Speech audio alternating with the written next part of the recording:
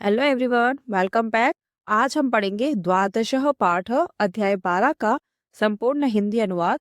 पाठ का नाम है सम्यक वर्ण प्रयोगेण ब्रह्मलोके महीयते, जिसका अर्थ है अक्षरों का या वर्णों का सही प्रयोग करने से व्यक्ति ब्रह्मलोक में सम्माननीय होता है, या अक्षरों का सही प्रयोग करने वाला व्यक्ति ब्रह्मलोक में सम्मान प्राप्त करता है।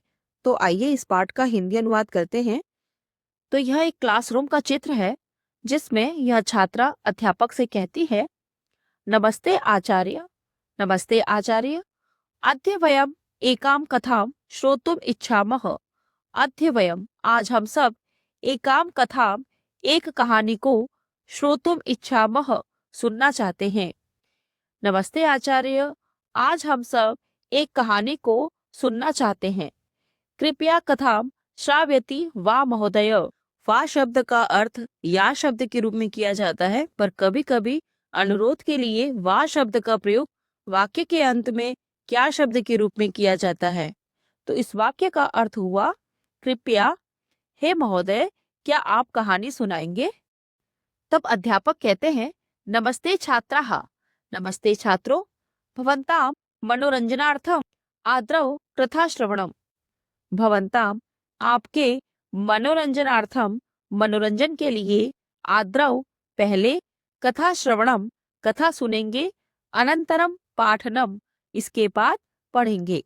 अध्यापक कहते हैं, नमस्ते छात्रों, आपके मनोरंजन के लिए पहले कहानी सुनेंगे, उसके बाद पढ़ेंगे।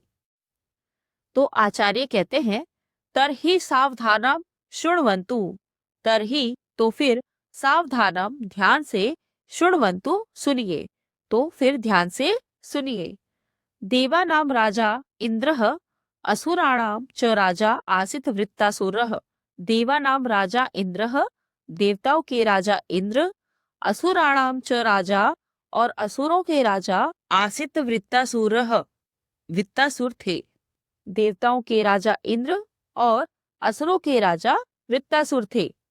देवानाम असुराणाम च मध्ये सर्वदा वीरभावः भवति एव।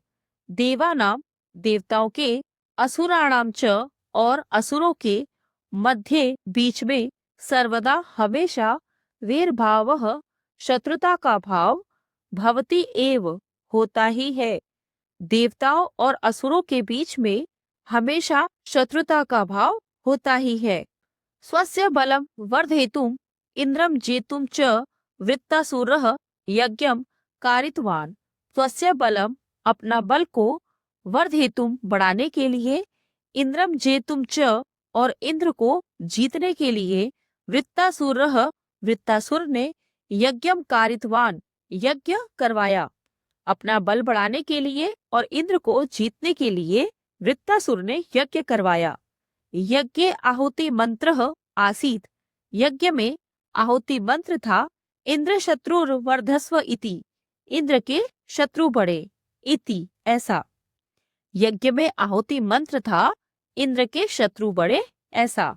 यज्ञावसाने वृत्तासुरो बली भूत्वा जनान पीड़िष्यति इति विचार्य ऋत्विजः मंत्रेश्वरम परिवर्तितवन्तः।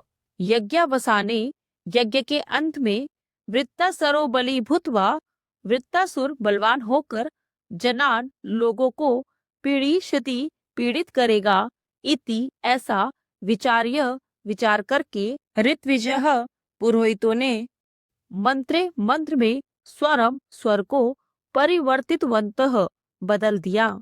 यज्ञ के अंत में वृत्तासुर बलवान होकर लोगों को पीड़ित करेगा, ऐसा सोचकर पुरोहितों ने मंत्र में स्वर को बदल दिया। स्वर परिवर्तनेन अर्थः परिवर्तितः।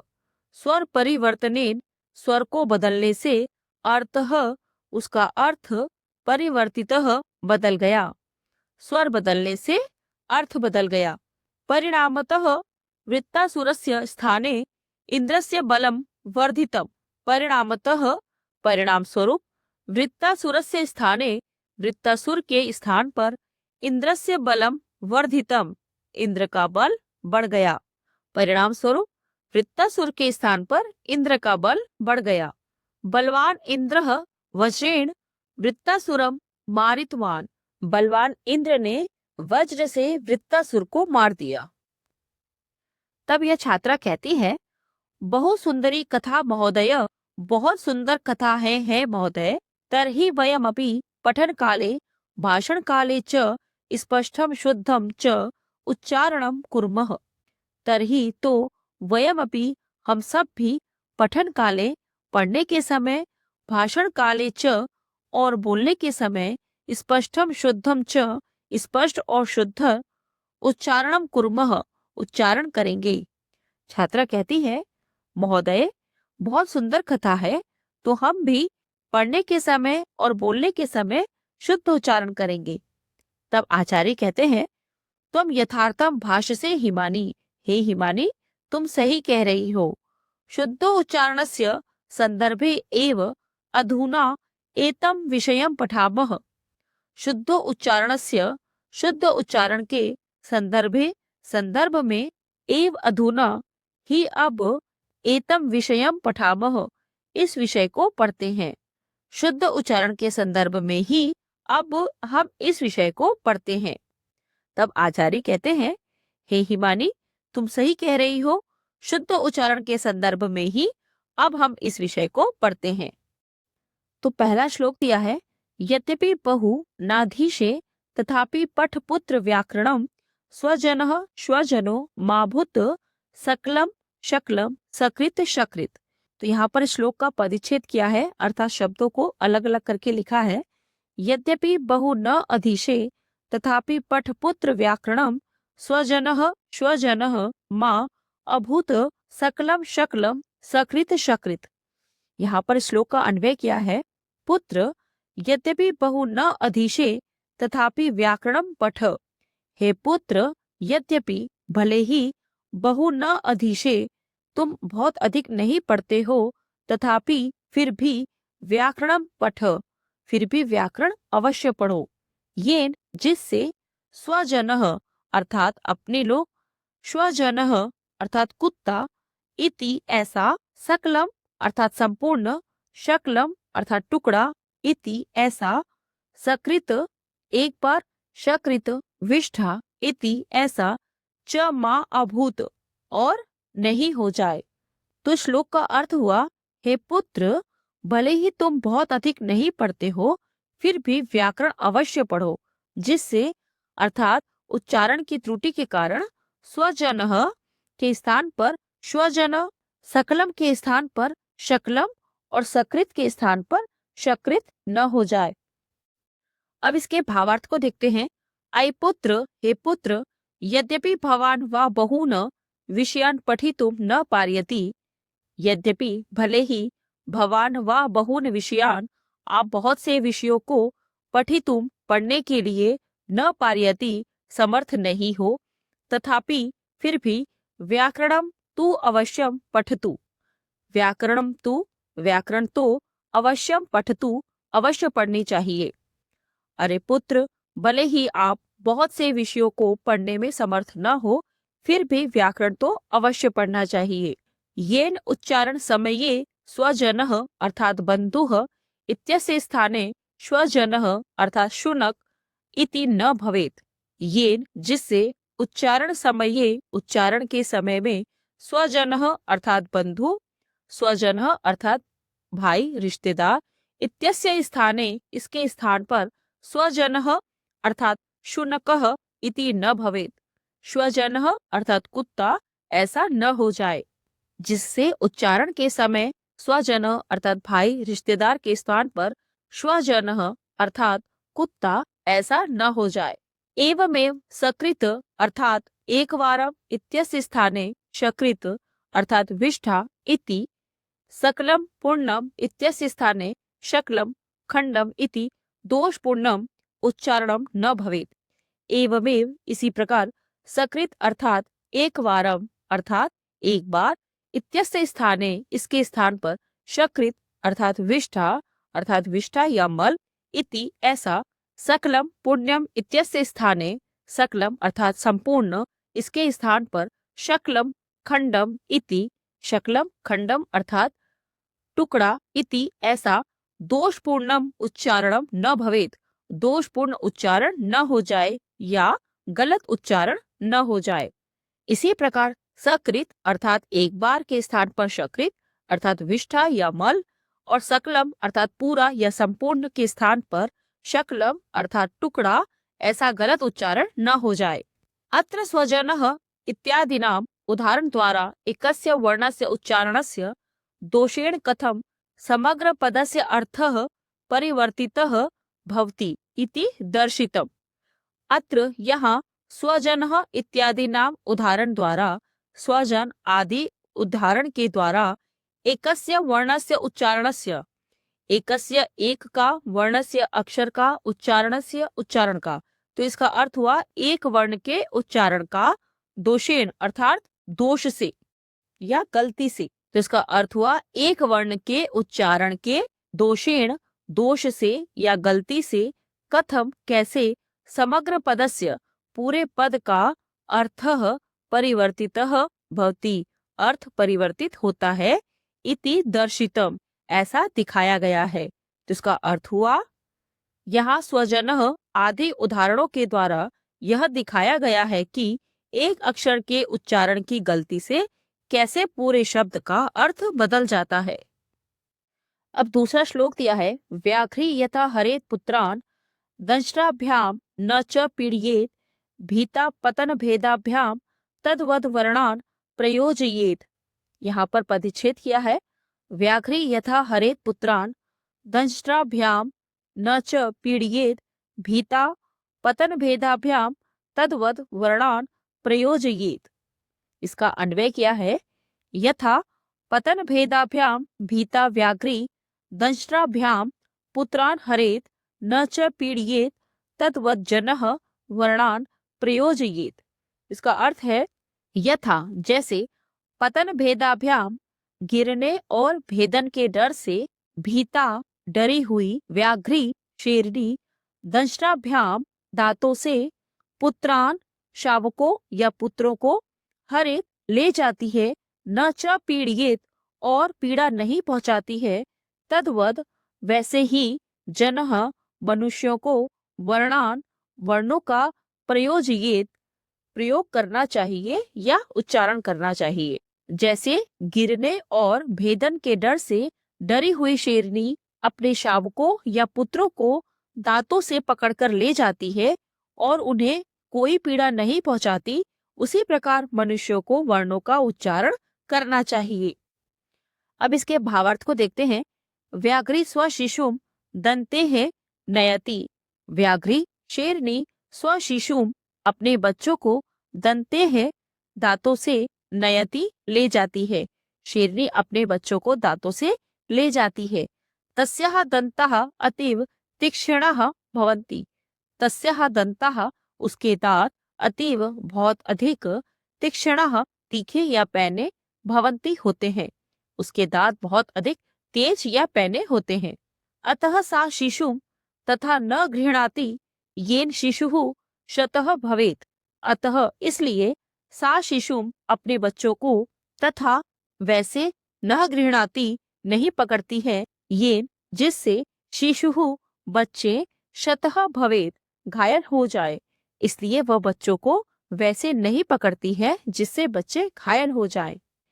एवमेव तथा न गृह्णाति येन शिशुः पतेत, एवमेव इसी प्रकार तथा वैसे न गृह्णाति नहीं पकड़ती है, येन जिससे शिशुः बच्चे पतेत गिर जाए, इसी प्रकार वैसे भी नहीं पकड़ती है जिससे बच्चे गिर जाएं।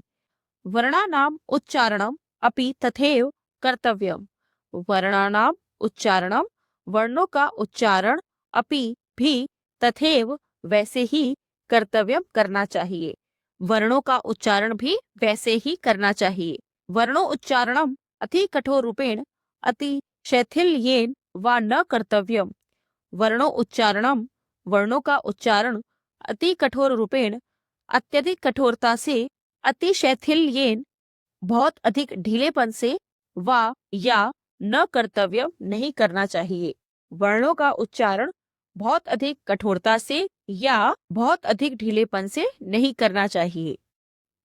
अब नेक्स्ट श्लोक दिया है, एवं वर्णः प्रयुक्तवया न वक्ता न च पीड़िताः सम्यक वर्ण प्रयोगेण ब्रह्मलोके महीयते।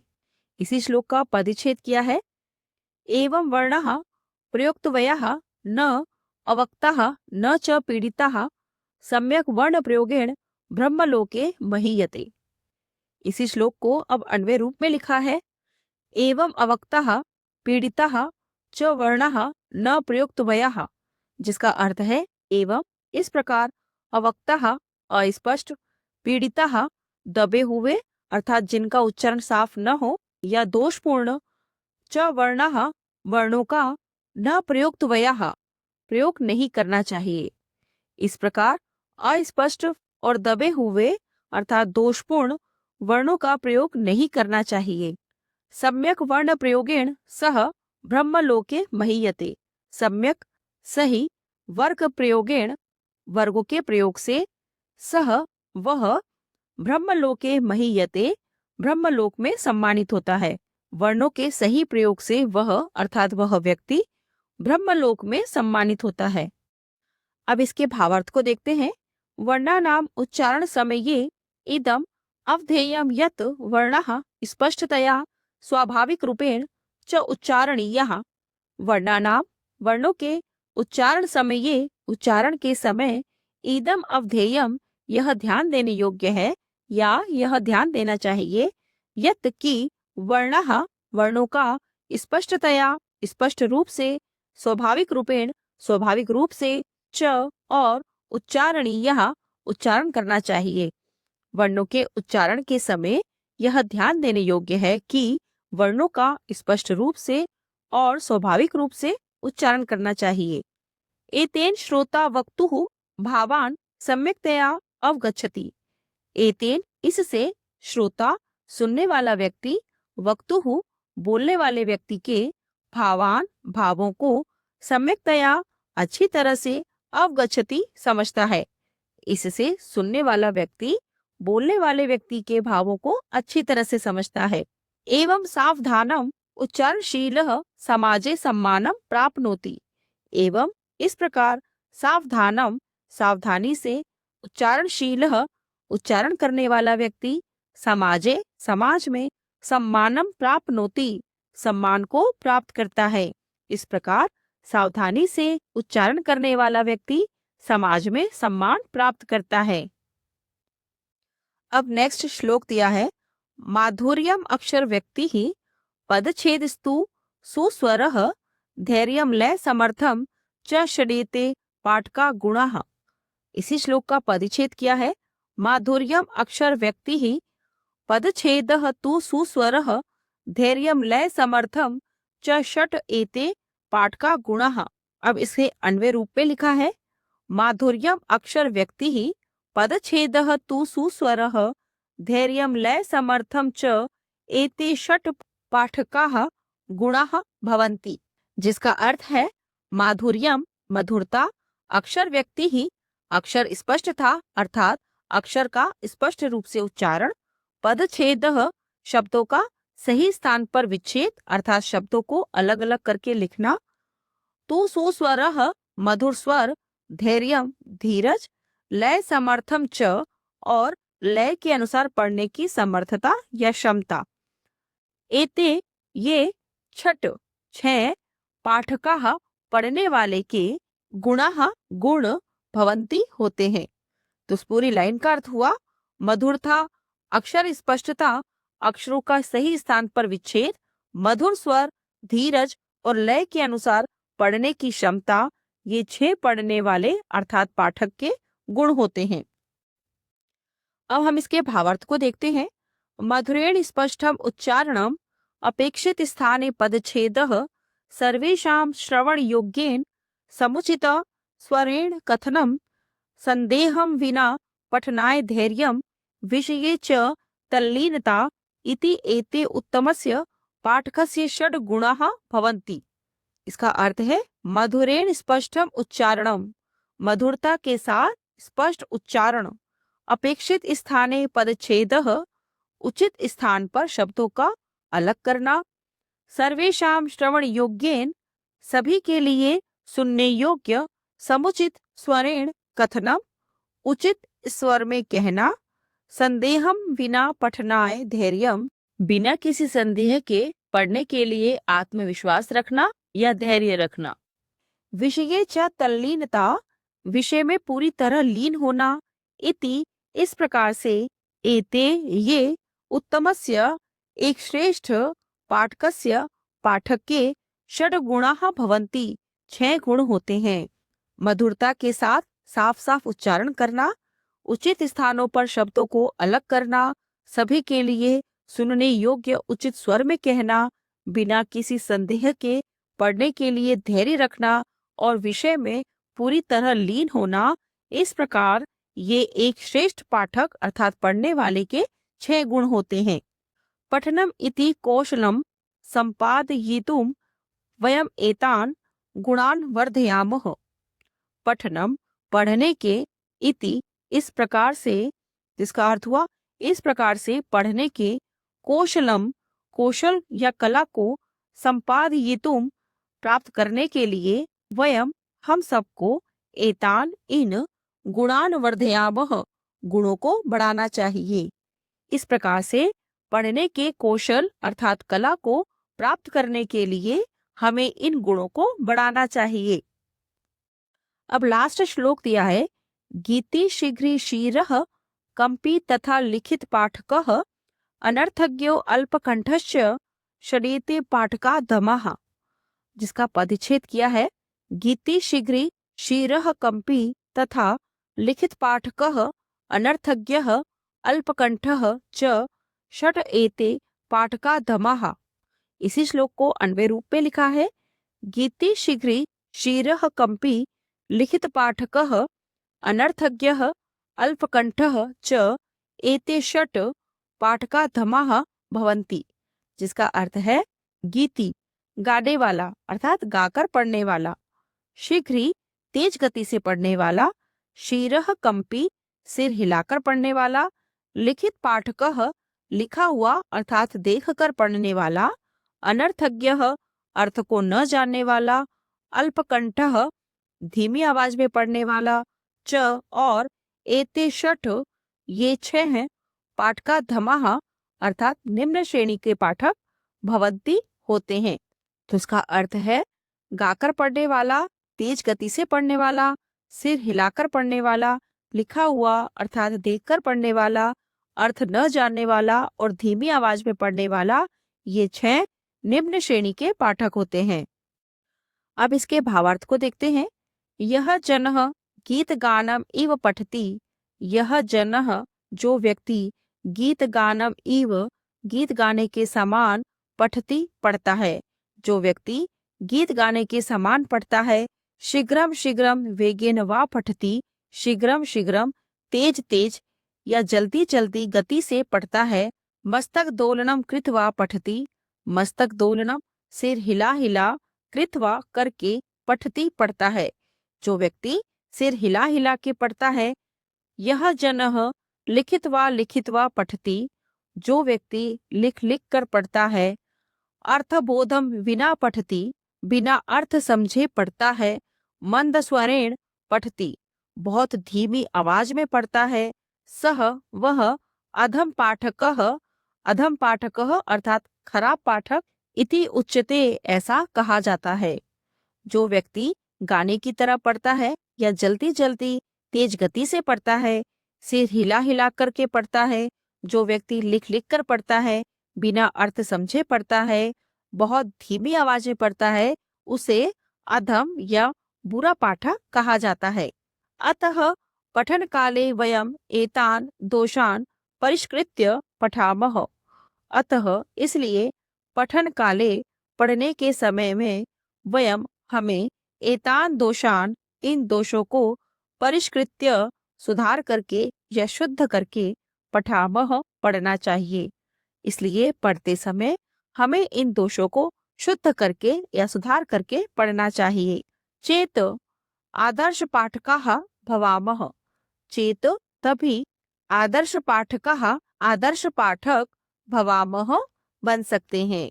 तभी हम आदर्श पाठक बन सकते हैं। तो यह था अध्याय 12वें का संपूर्ण हिंदी अनुवाद। इसके नेक्स्ट वीडियो में इसके अभ्यास कार्य को करेंगे। अगर आपको ये वीडियो पसंद आए तो प्लीज़ इसे लाइक करें, शेयर करें और सब्सक्राइब करना न भूलें। Thank you. बाय।